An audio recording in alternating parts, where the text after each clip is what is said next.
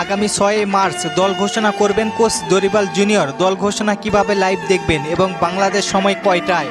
কিছুদিন আগে এমন খবর সবাই দেখেছেন, 7 মার্চ রোজ শুক্রবার ব্রাজিল দল ঘোষণা করার কথা ছিল, কিন্তু হঠাৎ করে ডেট এবং টাইম চেঞ্জ করেছে সিবিএ।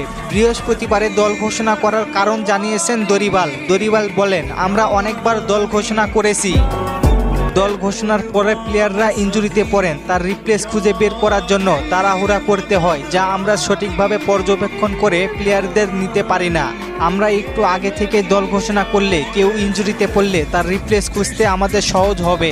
এই কারণেই একদিন আগে দল ঘোষণা করেন কোচ দরিবাল জুনিয়র। আরেকটি বিষয় হলো, কোচ দরিবাল দল ঘোষণা করবেন ব্রাজিলিয়ান টাইম সকাল 11টায়। তাহলে আমাদের বাংলাদেশের সময় কয়টায় হচ্ছে?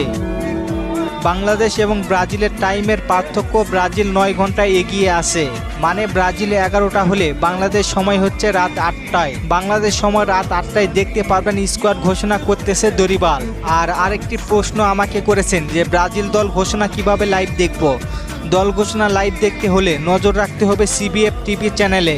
সেই চ্যানেল থেকে সরাসরি লাইভ দেখতে পারবেন। দল ঘোষণা নিয়ে কোনো সমস্যা থাকলে কমেন্ট করতে পারেন। চলেন আপনাদের প্রশ্নগুলো দেখে আসি।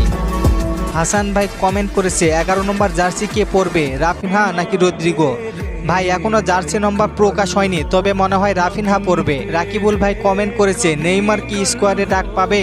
নেইমার তো ব্যথা পেয়েছে। ভাই নেইমার ঠিক আছে। জুনায়েদ ভাই কমেন্ট করেছে, কুতিনহর কত বছর? ভাই 32 বছর। ফরহাদ ভাই কমেন্ট করেছে, ব্রাজিল দল ঘোষণা কি টিভিতে দেখতে পারবো? না ভাই। ধন্যবাদ সবাইকে কমেন্ট করার জন্য। আর আপনাদের নতুন কোনো প্রশ্ন থাকলে কমেন্ট করতে পারেন, পরবর্তী ভিডিওতে রিপ্লাই করব। ধন্যবাদ।